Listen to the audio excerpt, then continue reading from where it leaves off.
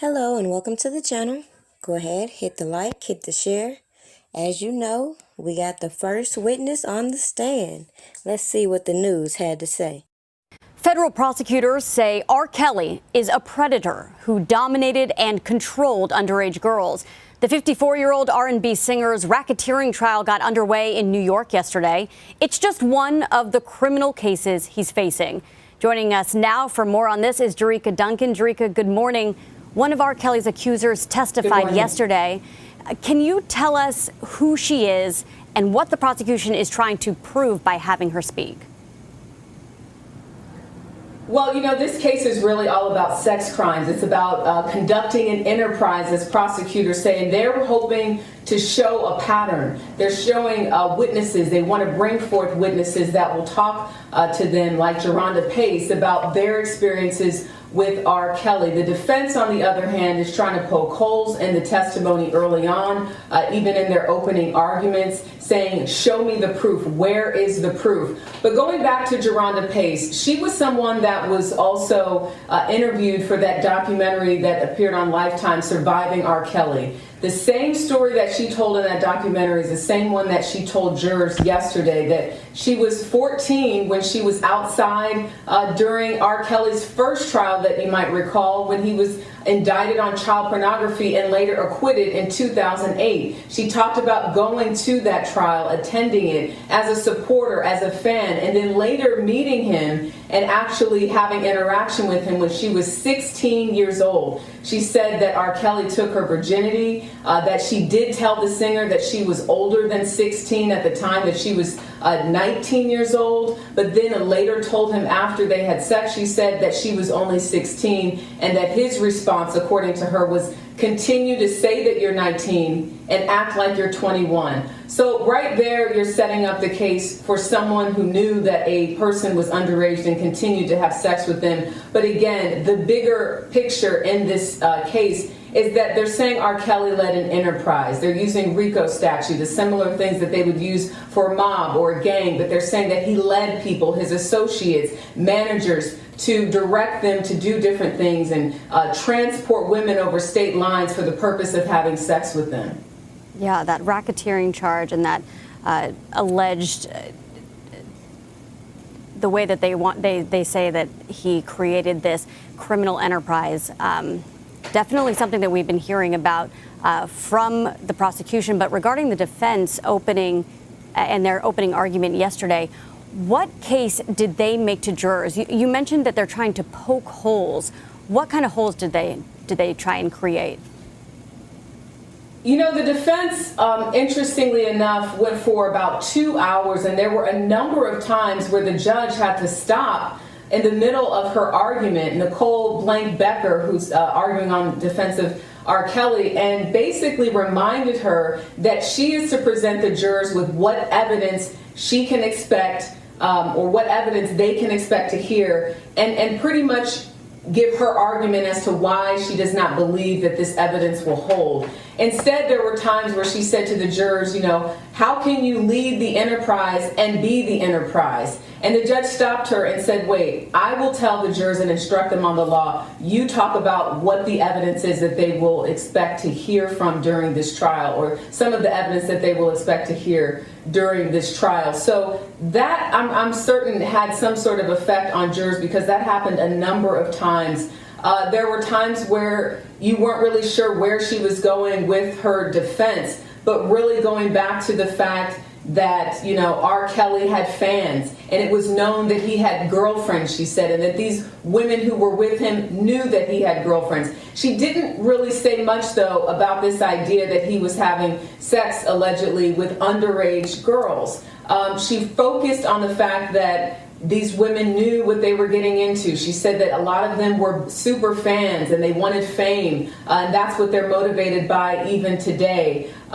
Interestingly enough, another person that was brought up at the very beginning for prosecutors was the late singer Aaliyah. It'll be 20 years that she died this month. And in that specific instance, what the prosecutors were saying is bribery took place, because Aaliyah was 15 years old, R. Kelly was 27, and someone within his camp was able to get a fake marriage license, or fake ID, excuse me, to say that Aaliyah was actually 18 at the time that she was 15. And for the first time, we also learned, that I hadn't heard, that the reason behind getting married was the prosecutors say that R. Kelly believed that Aaliyah may have been pregnant and basically stopped in the middle of a tour to come to be with her and get this marriage license, hoping that that would sort of quell any rumors or wouldn't look as bad if she was in fact pregnant. But there are a number of Jane Does that are listed.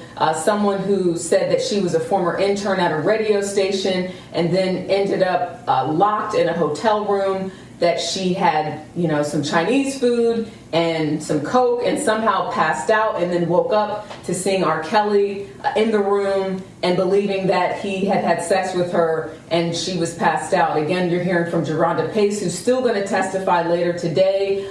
There are a number of people that we expect to hear from, at least 6, possibly more than that are part of this federal indictment.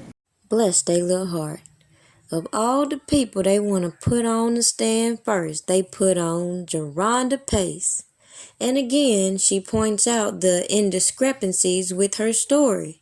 But as I have maintained from the beginning, I'm not convinced she was even intimate with Robert Kelly.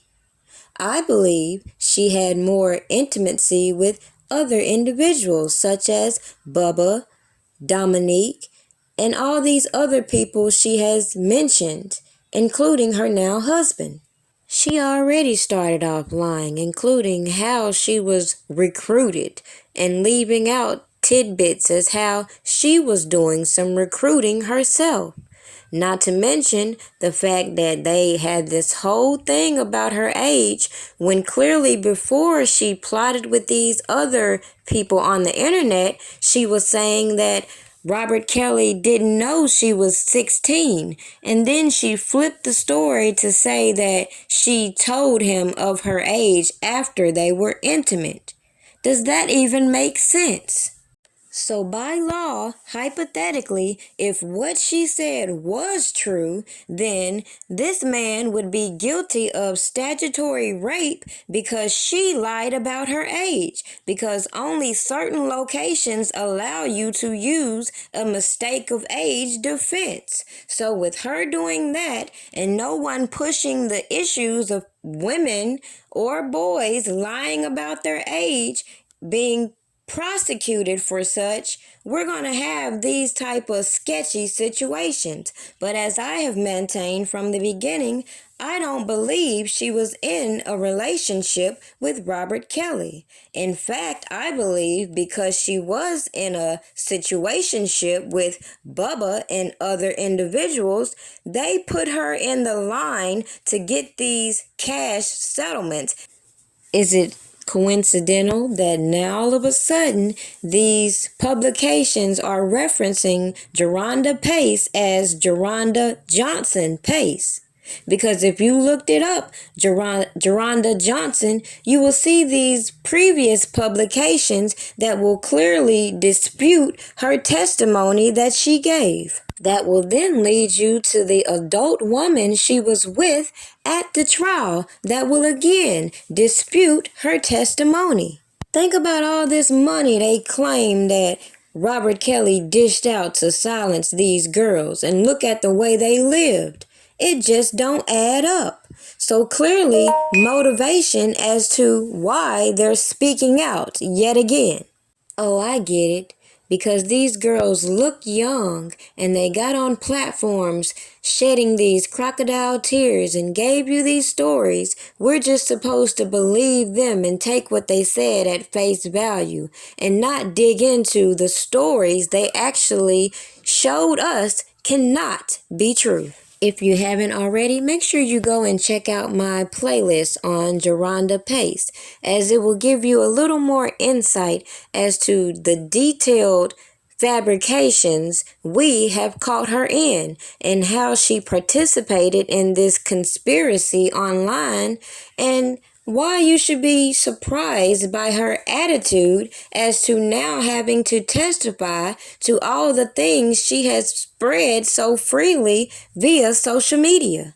She's put so much information out there that she pretty much disputes the prosecutor's whole theory in this enterprise, because as it would seem, the information she provided would give you the impression there's some fraudulent activity going on. So even with these checks and this money that Robert Kelly allegedly sent out to pay these individuals, who's to say he even signed off on that when all these signatures look suspect? On that same note, I wonder if they're going to apply that same pressure on everybody involved in this whole ordeal to testify as they did the pregnant Jane Doe number 4. Leave your comments below. Don't forget, like and share this video. Have a good day. Lord, please forgive me how I'm living. I was born to drive a whip.